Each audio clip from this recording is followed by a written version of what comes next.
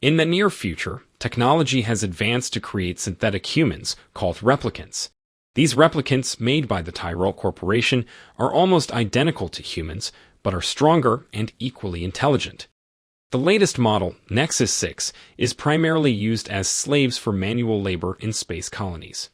After a violent mutiny by replicants, they were banned on Earth. Special police units known as Blade Runners are tasked with finding and retiring replicants who return to Earth. The story is set in a heavily industrialized and crowded Los Angeles in November 2019, where it constantly rains. Along with ground traffic, flying personal vehicles called spinners fill the sky. At the Tyrell Corporation, a Blade Runner named Holden uses a Voigtkampf VK analyzer to interview a new employee, Leon Kowalski.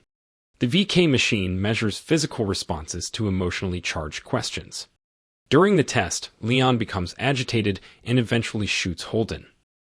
Rick Deckard, a former Blade Runner, is eating at a Japanese noodle bar when a man named Gaff tells him he's under arrest. Deckard ignores him until he hears that Bryant wants to see him. Gaff flies Deckard to police headquarters, where Bryant explains that 4 replicants are on the loose and he needs Deckard to retire them.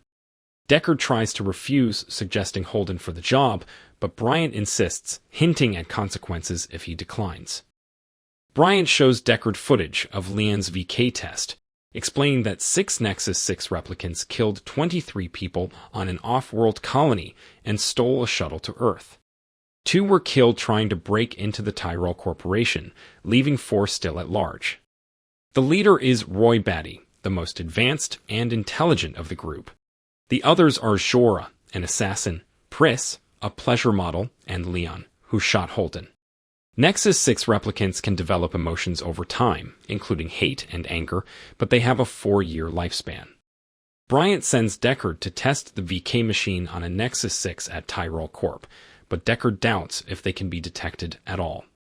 Deckard and Gaff fly to Tyrell headquarters, where Deckard meets Rachael, Tyrell's assistant. Dr. Tyrell questions the Voigtkampf test's ability to distinguish replicants from humans and offers Rachael as a test subject. After over 100 questions, Deckard discovers Rachael is a replicant. Tyrell explains that Rachael doesn't know she's a replicant because she has implanted memories to stabilize her emotions. Deckard then visits Leon's apartment, finding family photos and a scale from an animal's hide. Leon, watching nearby, tells Batty he couldn't retrieve his photos due to the police presence. They go to iWorld, where they confront Hannibal Chu, the engineer of replicant eyes. Roy demands information about extending their lifespans, but Chu doesn't know and suggests they talk to Tyrell. Chu mentions that a Tyrell employee, JF Sebastian, might help them gain access to Tyrell. Deckard takes Leon's photos home and is surprised by Rachael in the elevator. Caught off guard, Deckard is rude to her. Rachael has learned the truth about herself from Tyrell and tries to prove she has a real past, showing Deckard a picture of herself with her mother. Deckard harshly tells her that her memories are implants from Tyrell's nieces. Hurt, Rachael starts crying and leaves before Deckard can comfort her. Elsewhere in Los Angeles, a woman named Pris, one of the Nexus 6's, shelters in an alley. JF Sebastian, a genetic designer for Tyrell, finds her. Initially startled, Pris warms up to him, and he invites her to stay at his hotel where he lives alone and designs lifelike toys. Pris tells him she is an orphan and hints that friends may visit. In his apartment, Deckard reviews his old photos and briefly dreams of a unicorn. He examines one of Leon's photos with a scanning device and spots a woman, likely Zhora, with a distinctive serpent tattoo on her neck. Deckard visits Chinatown and asks an old woman to examine the animal scale. It's from an artificial snake, not a fish, and has a serial number. This leads Deckard to Abdul Ben Hassan, who made the snake for a club owned by Taffey Lewis. At the club, Deckard fails to get information from Lewis, but calls Rachael to apologize and invite her. She declines. Deckard discovers Zhora, an exotic dancer at the club, uses an artificial snake in her act. Posing as a union rep, Deckard claims to investigate spying on performers. Zhora sees through his act, beats him, and flees. Deckard chases her through crowded streets and shoots her. She crashes through several glass windows and dies. Deckard identifies himself to the responding police, and a passerby notices Zhora's snake tattoo.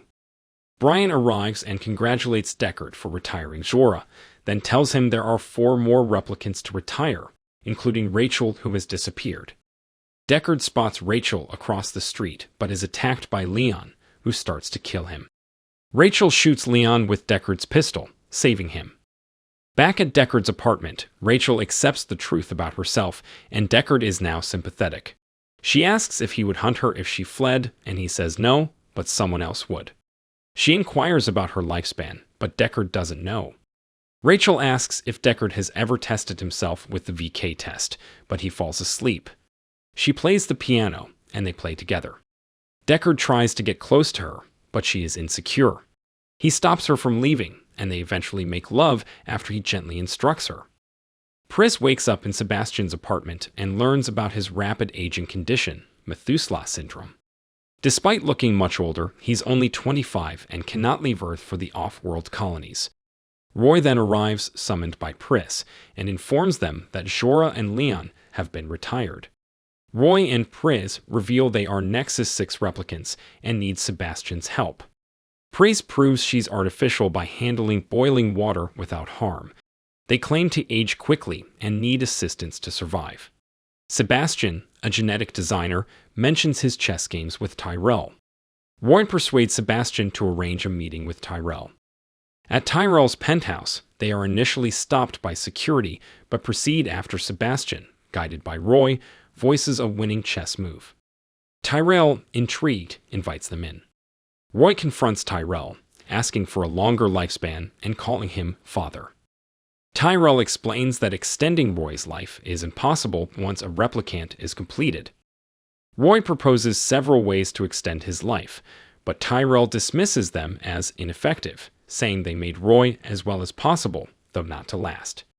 Tyrell tries to comfort Roy, saying, "The light that burns twice as bright burns half as long, and you have burned so very, very brightly." Roy, despondent, tells Tyrell he's done questionable things. Tyrell, proud of Roy's achievements, doesn't seem to care. Roy kisses Tyrell, then crushes his skull, killing him as Sebastian watches in horror. Roy then kills Sebastian. Deckard is in his car when he hears from Bryant that Tyrell and Sebastian are dead.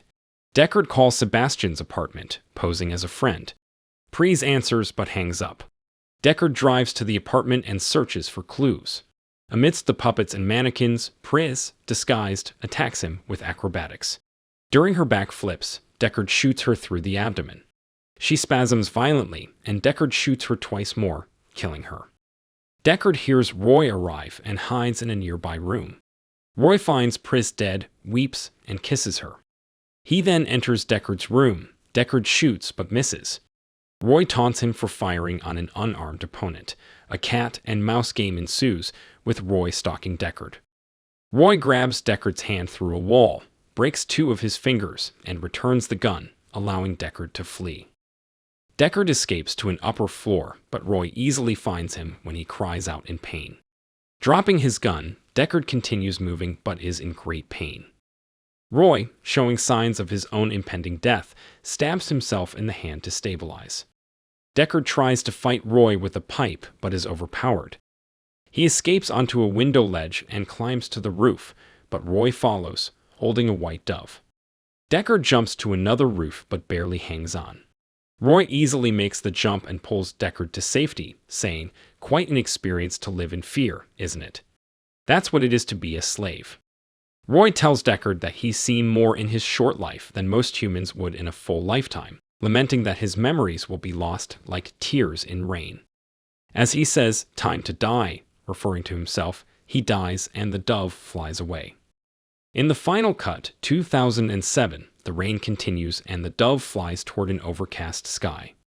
In the original 1982 theatrical version, the rain stops and the dove flies toward a clear blue sky.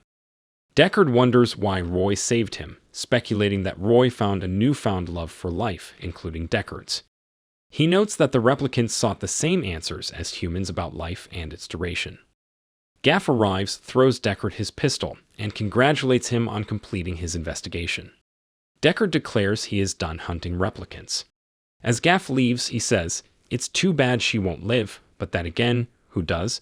referring to Rachael. Deckard returns to his apartment, finds the door ajar, and draws his gun. He discovers Rachael in bed, fearing she is dead, but she wakes up. He asks if she loves and trusts him, and she says yes.